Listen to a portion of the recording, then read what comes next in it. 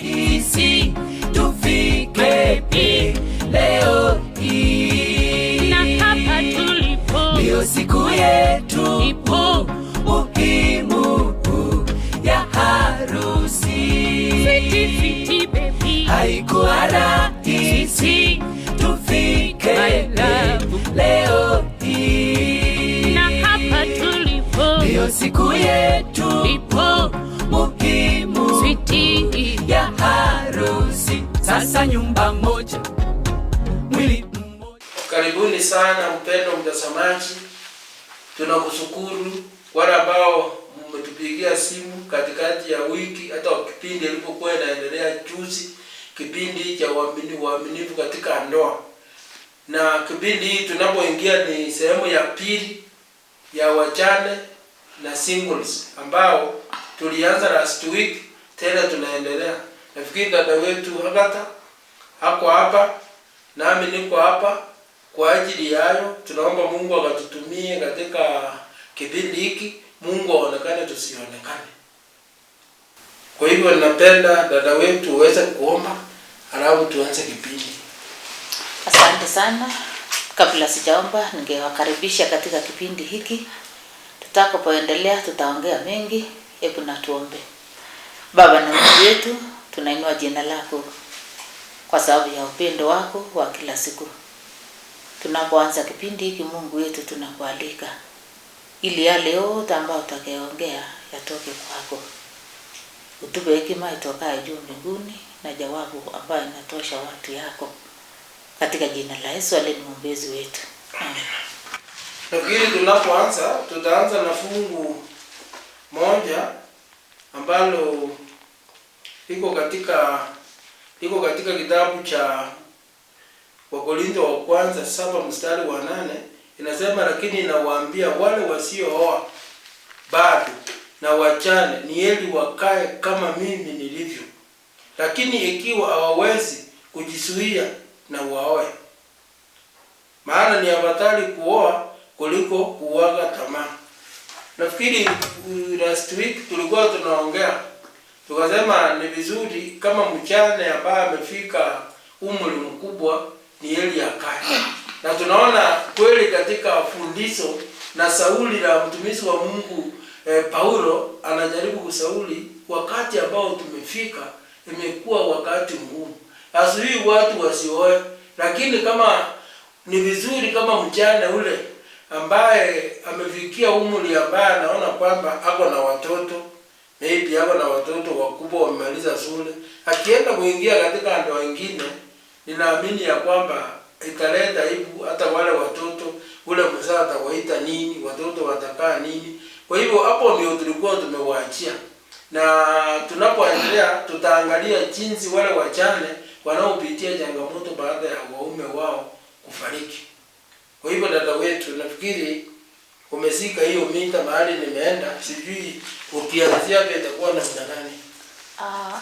Najua ya kwamba tuliangalia wiki iliyopita juu ya hao wajane na changamoto ambao wanasipitia kila wakati. Na ukiangalia kweli kuna neno ambayo kitabu cha Exodus 22:22. Kutoka 22. So tunapoangalia katika fungu hilo, kuna neno Mungu alitoa kwa ajili ya hao wajane, kwa sababu kuna neno ambaye kila wakati, hakuna kitu ambaye linafanyika katika dunia ambaye haliko kwa Biblia. Vitu mingi ambayo tunaona ya kwamba hao wajane, tuliongea wiki iliyopita na tukaona zile changamoto ambayo hao wajane, saa ile mzee wake amayaka wanaona katika hiyo jamii sio mtu tena. Lakini Biblia inatuambia nini katika hilo fungu? Nafikiri tutaanza hapo. Biblia inasema katika kitabu cha Kutoka 22:22, utaniruhusu nisome na 23. Biblia inasema usimtese mjane yoyote. Akasema usiteze mjane wowote aliyeviwa na mume. Aliyeviwa na mume wake. Wala mtoto yatima. Ukiwateza watu hawa katika neno lolote, katika neno lolote, nao wakinilia mimi, na wakililia Mungu, hakika yangu nitasikia kilio chao. Anasema ya kwamba Mungu anasikia kilio chao. So mara ngapi ambao tunakosea hao wachane? Tumeona ya kwamba hao wachane vile wanavyoteseka katika manyumba ambayo wameolewa kwao. Tumeona mara mingi wanaona tena sio mtu, hata kama hako na watoto. Hatujaongea yule ambaye hana mtoto. Nafikiri time ikituruhusu tunaweza fikia hapo tuone kuna yule ambaye amesaa katika hiyo nyumba, na pia kuna wale ambao wamesaa katika hiyo nyumba na maybe hako na wasichana peke yake. Na mateso ni chungu nzima pia. Kwa sababu wataona hapo nyumba hakuna mtu. Kwa sababu huyu amezaa wasichana, hana vijana. So kuna hii changamoto ambaye tunaangalia ya kwamba katika hili mafungu ambayo tulikiona ni kwamba katika dunia Biblia kuna mwongozo ametupea kwamba tusiteze hawa. Tusifanyie chochote kile ambayo unaona ni mambo mabaya kwake. Kwa sababu Mungu amesema ya kwamba anapolia malilio yake inafika masikioni mwa Mungu. Na amesema ya kwamba ukiendelea na hiyo 24 inasema ukitesa watu wao katika neno lolote, nao wanililie mimi, hakika yangu nitasikia.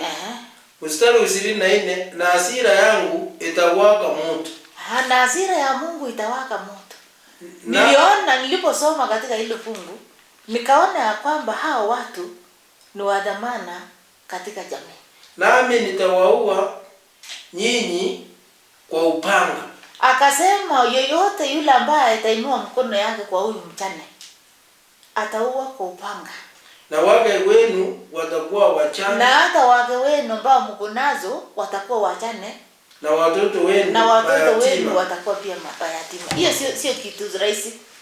Tunapoangalia mtumishi katika hiyo fungu, tunaona ya kwamba hao wachane vile tunavyoona. Kuna wengi ambao tumejua, wengine ni mbali, wa karibu, wa familia, wa aina yoyote kile.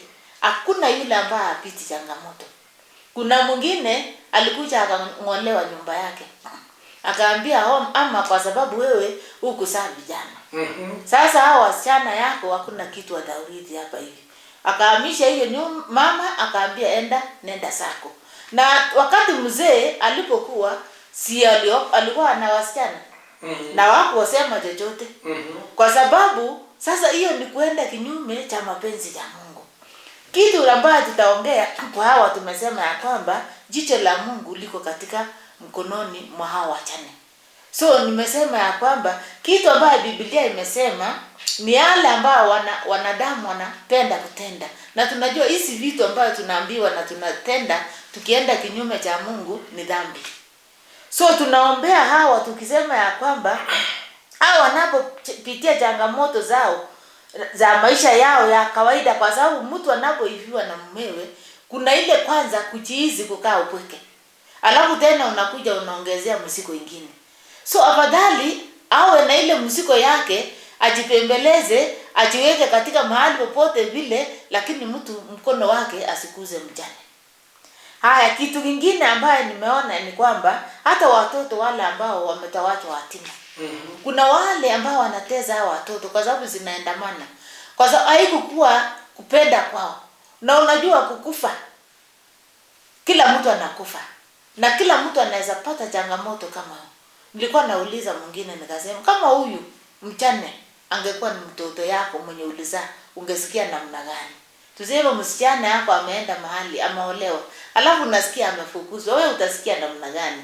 Nataka mtumishi tuweze tuone hapo vile iliko, kwa sababu hii ni maisha ya kila mmoja na tunakaa na hawa na tuna changamoto aina hii.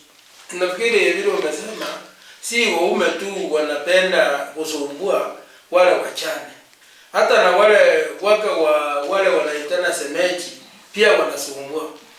Jambo kubwa hata nimeona kuna masiku mwingine mchungaji fulani alikuwa anapenda kuongeleza wachane kuongeleza, kuwafanyia semina. Mama mmoja akakuja akamwambia, wewe pastor, nini unafanyana na hao wachane? Kwani nini? Akaongea vibaya. Tunaambiwa kwamba hiyo wiki hiyo mama alikuwa mchane.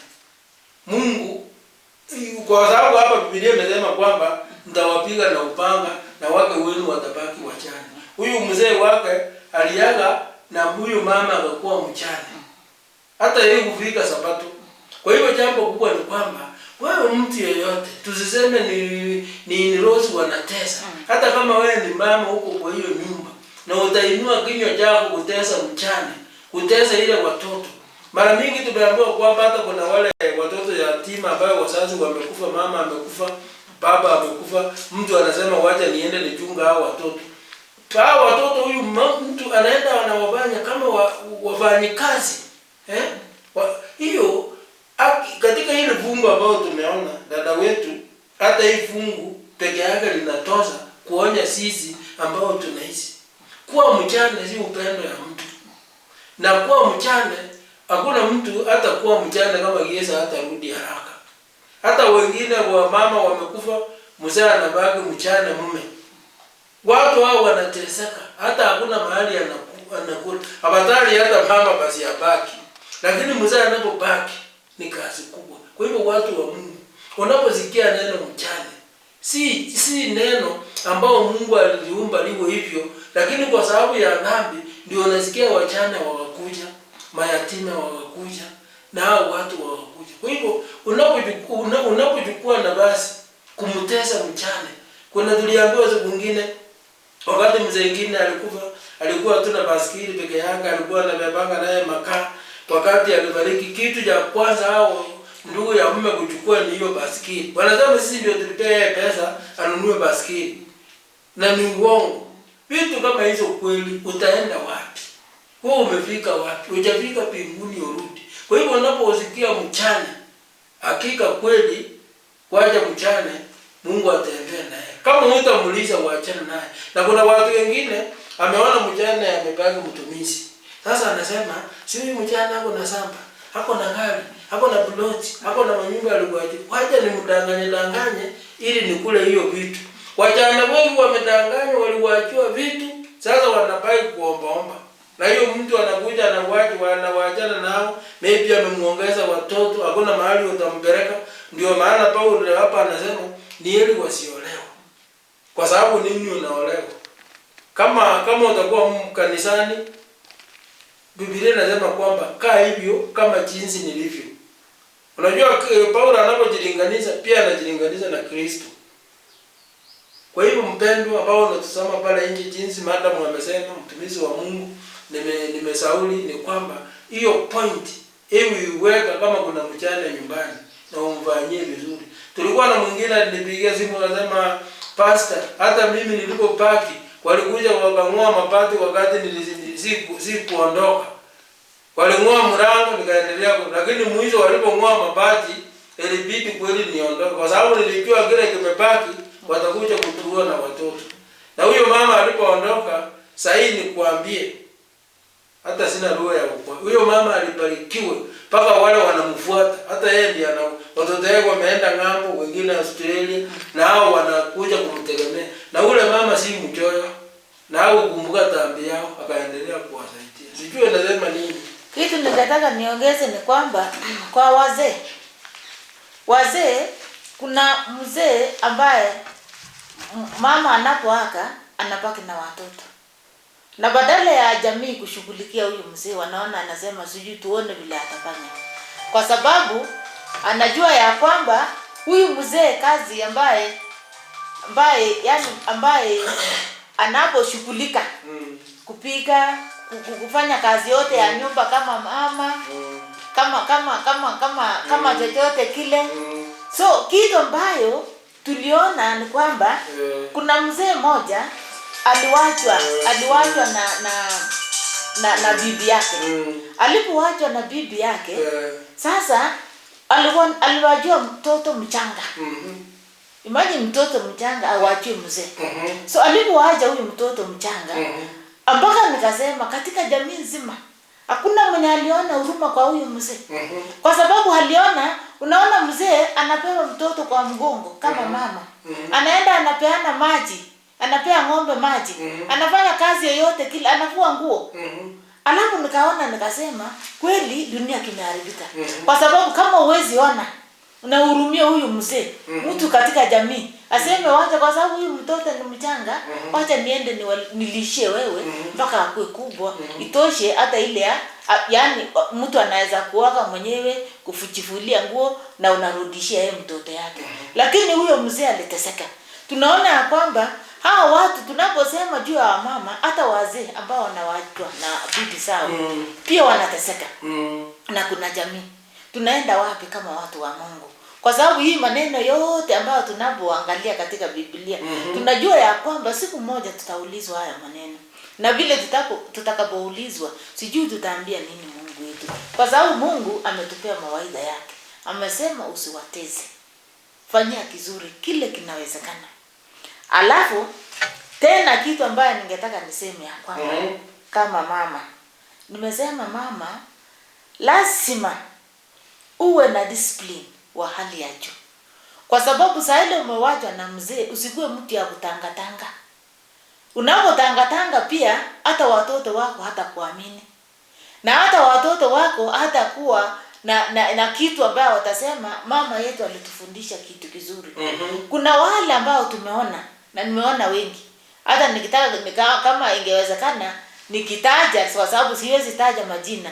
Kuna wale ambao waliwaja na wazee wao wakiwa na watoto wachanga, lakini walivumilia kwa hiyo familia wakashughulika mpaka saa hii watoto wao wamesoma, wamepata kazi na wako na mama anakaa vizuri. Na tunaona mtu akikaa na discipline katika maisha ya ulimwengu na ukae ndani ya Yesu vile ninasemanga, hakuna kitu ambayo itashinda wewe. Lakini wale ambao walitangatanga, ambao hata hawajui mpaka hata waleo watoto walitabaka. Unapata watoto wameenda, kila mmoja ameenda vyake. Shemeji anasema acha nichukue huyu, shangazi anasema acha nichukue huyu. Yaani kwa sababu mama umekaa kama mtu mjinga.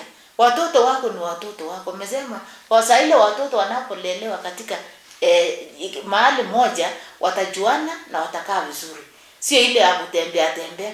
So kitu ambacho nilikuwa nataka niseme ni kwamba sasa mama ujiheshimu na watoto pia watakuheshimu.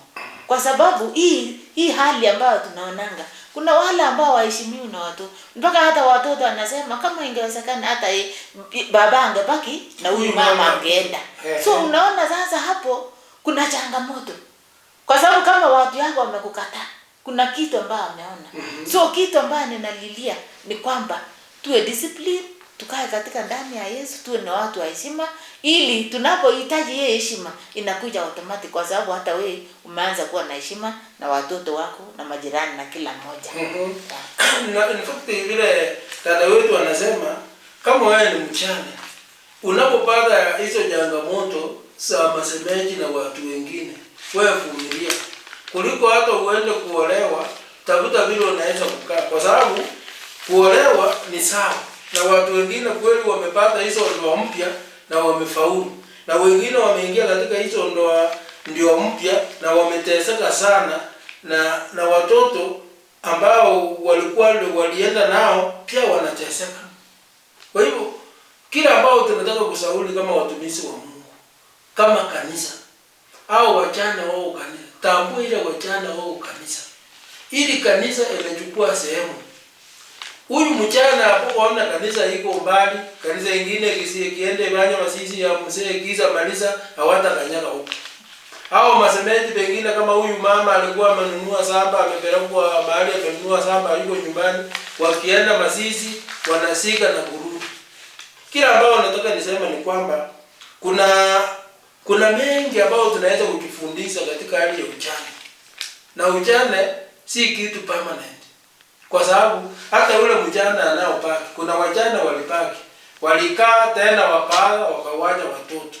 Lakini kama Mungu ameruhusu ule mwingine atangulie, ule aliyebaki hata kama hao katika boma yenu muheshimu. Msipomolee nyumba, msibanyanganye shamba.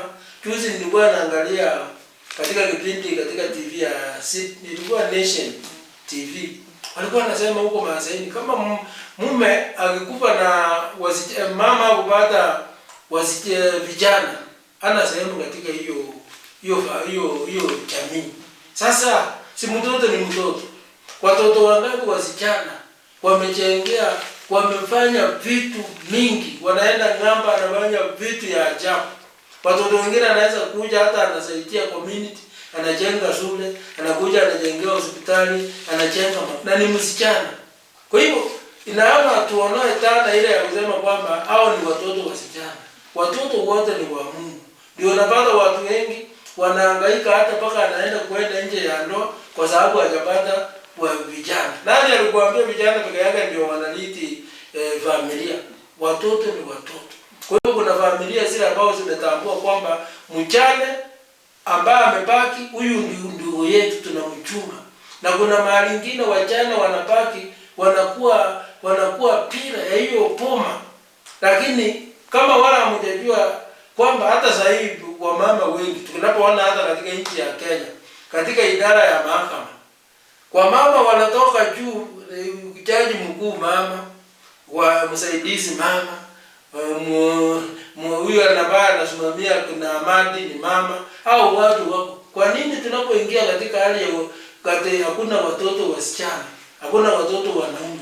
Hiyo ndio nataka niseme kwamba kama sisi ni watu wa Mungu, tuseme watoto ni baraka ya Mungu. Na mchana anapokuja si kupenda kwake mume wake akufe. Hata kama kuna wengine wanaua waume, hiyo ni idadi ndogo. Lakini idadi nyingi ni wale watu wanakufa katika magonjwa, katika shida, katika ajali. Na tunapoingia hapo, heshimu uamuzi huo ambaye Mungu pia ameruhusu. Tusije tukachukua sehemu ya Mungu, tukaanza kulaumu, kutesa watoto, kufanya nini? Ni kama mara nyingine mzee mwingine alioa mama ambaye alikuwa ni mjane. Alipopeleka watoto, siku ile wamenunua nyama, anasema weka pilipili kali kabisa, hata watoto wakikunywa hata hiyo chakula na maji hawezi kunywa, kwa sababu anajua watoto si wangu. Hapo tu kwa ajili ya huyu mama, lakini watoto hapo na anaacha nao, hata watoto hawatasoma. Kwa nini mjane kama umewajua mali, si usimama? Simama. Maana Paulo anasema si lazima uolewe. Utakaa mtakatifu, utafanya kazi. Na unajua mtu kama ulikuwa kanisa na mzee wako, mzee kiaga, utaanza kutangatanga, utakuachana na kanisa. Wapi Mungu sasa? Mzee kama ulikuwa mama ameaga, sasa utakuacha kanisa na utaenda. Tusimame kwa sababu kipo kinapokuja akichagui kama umeteula ametangulia, kwaje tu tuombe Mungu aweze kusimamisha. Kwa hivyo tunapoendelea kuangalia sehemu hizo, nafikiri dada yangu naona kuna kitu anataka kusema. Kuna jambo ambalo nataka niseme. Kuna uliongea juu ya wasichana. Vile wanapukuzwa akasema sio watoto. Kiangalia katika Biblia kuna neno ambalo linatuambia katika Hesabu 27. Kitabu cha Hesabu 27. Tuone ni nini Biblia inatuambia juu ya wasichana ambao hakuna mwanaume ambao hajazaliwa katika nyumba hiyo. So tunapo ngojea tusomee hiyo fungu 27 fungu la kwanza. Tukiendelea kuangalia kitabu cha Hesabu, Biblia inasema wakati huo wakawakaribisha hao binti ya Selofedia mwana wa Esferi mwana wa Igede mwana wa Marikiri mwana wa Manasi wa jamii ya Manasi wana wa Yusufu, na majina yao binti za Selofedia ni haya Mara na Noa. Sawa, au pindi ambao umesikia hapo hivi kwa sababu utajisomea hiyo. Wasichana hawa wana wa Israeli walipokaa shamba hawakupata chochote katika ile mipango ya wana wa Israeli, shamba ambao walikuwa wanakawiwa kila mmoja. So ikaendelea mpaka hao wasichana wakasema ya kwamba baba yetu alikufa. Na yeye hakukuwa katika ile kundi ya Teta na Kora ambaye walifanya makosa na wakamezwa na ardhi. Akasema yeye alikufa kivyake. Na yeye hakuzaa kijana. Sisi ndio tuko hapa wasichana wanne. Wakasimama mbele ya Musa. Na akamwambia Musa hivi, sasa sisi tutakuwa watoto wanana, na kwa nini hatukusikia majina zetu sikipewa ya kwamba kuna shamba fulani? So Musa akaongea na hao akasema, nitauliza Mungu ni nini itafanyika. Nataka utaenda kujisomea story pole. Alafu akasema hivi, Musa aliporudi akasema hao wasichana watapewa shamba. Kwa sababu na wakaweka ikue ni amri ya kwamba kama mtu amezaa wasichana mpaka na amekufa, na hao wasichana watarithi mali ya baba yao. Kumaanisha mali ni pamoja na shamba. Walikaua shamba. So tukiangalia katika ile fungu, kama hebu angalia verse 7 inasema hao binti Zelofelia waine wanena lililo haki.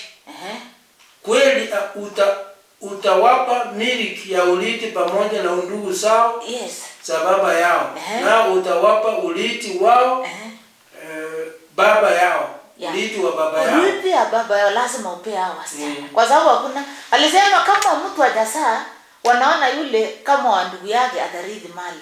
Kama mtu amezaa watoto wake ambao ni wasichana, warithi hawa ndio watakuwa hao wasichana. So Biblia inatuambia na iko wazi. Hata mimi nilipoangalia nikasema kweli Mungu ni hakika, kwa sababu hakuna kitu ambayo tunaenda kando ya Biblia. Na pia tunaona ya kwamba hata kama licha ya desturi na mila zetu, tunaona ya kwamba kweli watu walikuwa wanaonanga wasichana sio kitu. Walikuwa na dhamani sana, yani kijana akuwe ni mrithi ya kila kitu, lakini msichana asipate chochote. Lakini ukiangalia katika Biblia, hao wasichana walipewa urithi ya baba yao. Na ilikubalika, na tunaona ya kwamba kama ni agizo la Mungu, sisi je, ni watu wa aina gani? Kwa sababu hiyo mali itaendea nani? Na mali baba ndiye alitafuta. So tunaposema ati wasichana nini, na yule mwenye hajazaa anaenda anapata mtoto ambaye sio yake, na anakuja kupea urithi. Anakupea urithi na sio damu yake hata, na yeye na anaona ni yake, na anapenda na anapea kila kitu. So saa ingine tuangalie tuone ya kwamba kama ni watu ya kusema ukweli, wacha tusimamie ukweli ambao tuone ya watoto ni watoto. Asante. Nafikiri tunaposikia uzi huo, kuna hao tunaita single ambao sasa watatokana na hiyo kuzaa watoto na wabaki nyumbani, maybe wanapokuwa nyumbani. Sijui, kwa sababu naona mwelekezi anajaribu kusema dakika zinaelekea, tutamuomba dakika 5. Sasa naomba kwamba tunapozungumzia wasichana, hata hao wasichana wanne maybe walikuwa wamezaa watoto, na waliponena Musa akasema niulize Mungu. Na Musa alipoteremka, Mungu akasema hao watoto wamenena haki, pea urithi wa baba yao.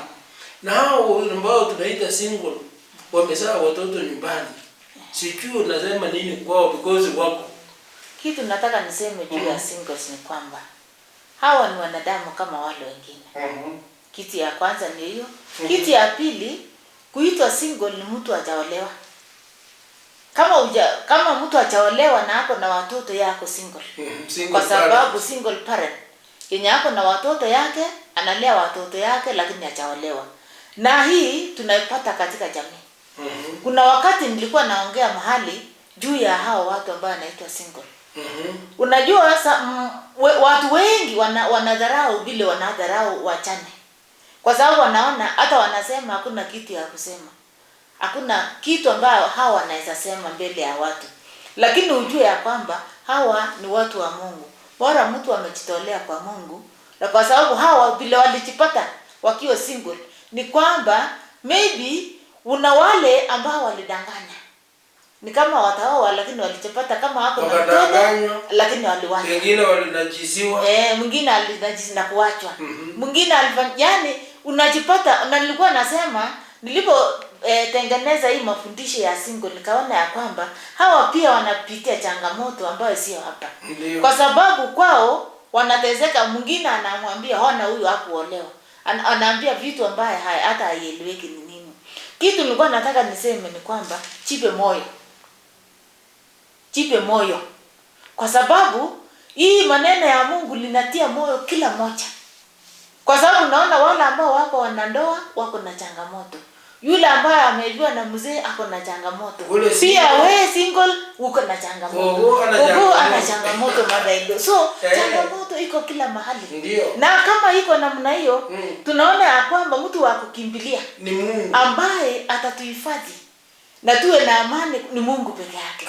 Kwa sababu tukikimbilia, kwa sababu hata kwa nizani tuko na single ladies ambao wamesimama na wanalinda watoto yao na wanaekeza katika njia inafaa, lakini ni single.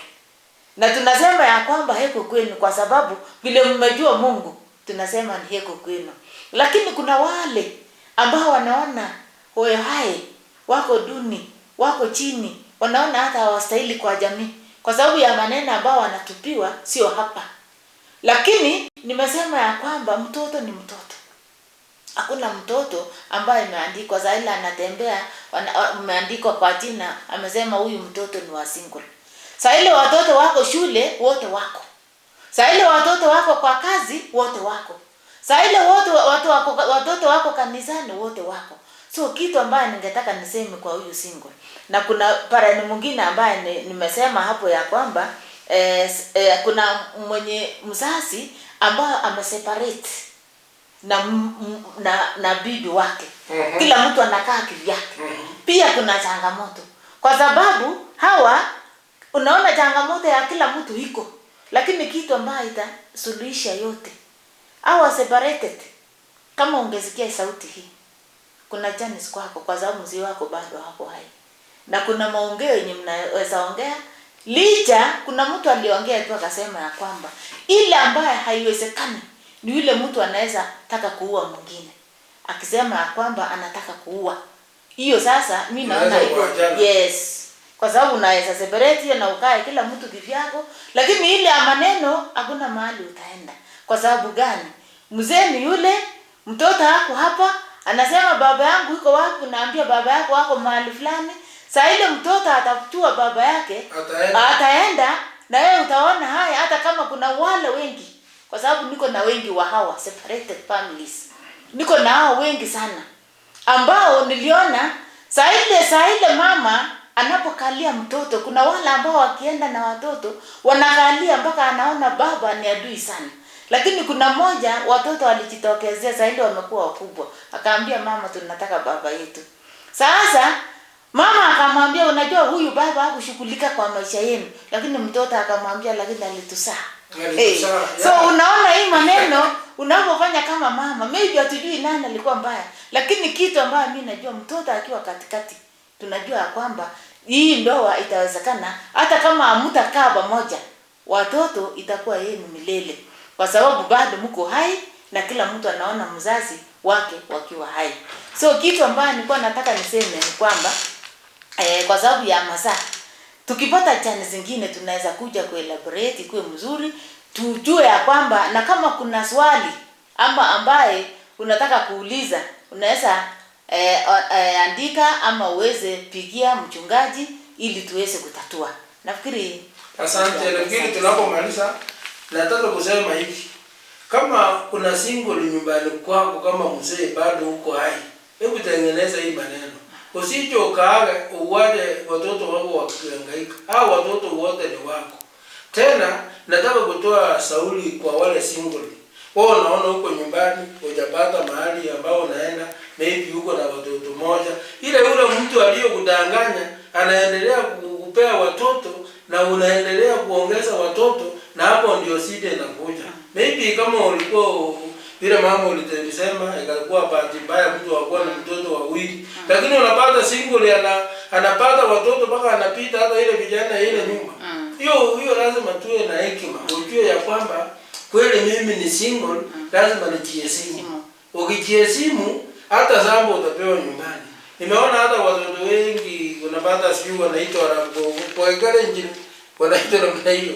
Hata ukipata hawa Unapata ni mtu amekuwa mkubwa, hapo na shamba yake amekatiwa na hui. Kwanza hata jamii ya Wakalenjin sionangi, nimekuwa naona wanapewa shamba. Si ate kunakuwa kama sehemu nyingine. Hakuna huko sisi watu wengine, hata mtoto yule msijana alikufa, anaenda siku hata mtoni kwa sababu hana haki. Kwa hivyo tungependa kusema kwamba wachane na wasiolewa, hebu tunapowachwa pia tutue na adabu kwa ajili ya heshima katika hiyo familia. Mara mingi unapata hao wanakuwa wachauli mpaka unaona familia na watenga. Kwa hivyo kabla hujatengwa, hebu discipline mzuri. Watoto wako usiwaonyeshe ya kwamba hao vile wanasema kweli, watoto wanasema tunataka kuona. Hiyo vitu iko. Na tuongee vitu hakuna. Kama hiyo vitu iko, wacha Mungu aweze kusimamisha hizo ndoa ambao ni single na hizo ndoa za wachane ili watu waweze kusimama. Nafikiri kufikia pale naona watu wengi wanapiga simu. Naomba watu wetu kipindi inapoendelea, ningeomba kwamba tuandike message.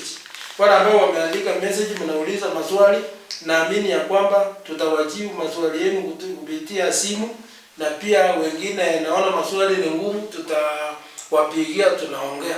Kuna mengine wanaweza uliza swali hatuwezi kuongea hadharani because inaweza kuleta chuki. Kwa hivyo kuna wale ambao tumejibu moja kwa moja vizuri na kuna wale wanatoa maoni vizuri. Kwa hivyo dada wangu, hebu sema kwa hili ninapoomba. Asante. Nafikiri tumemaliza kipindi cha leo na karibuni tena kwa kipindi ambayo itakuja.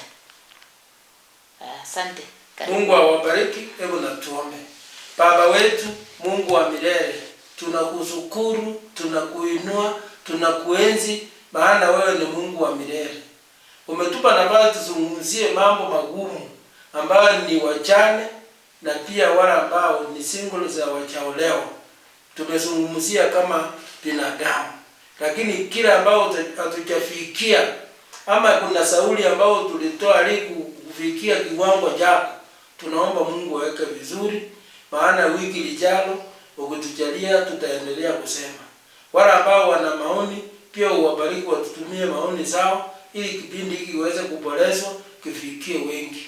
Waje utubariki tunapoagana kutoka hapa studio hadi wiki lijalo, maana tumeomba tukiamini ya kwamba tutakutana kwa uwezo wa Baba wetu wa mbinguni. Tujalie mema tangu sasa na hata na milele, maana tumeomba katika jina la Yesu Kristo aliye Bwana na Mwokozi wetu. Amen. Mungu awabariki hadi wiki lijalo. Haikuwa rahisi tufike leo hii, na hapa tulipo ndio siku yetu ipo muhimu ya harusi. Fiti baby, Haikuwa rahisi tufike leo hii, na hapa tulipo ndio siku yetu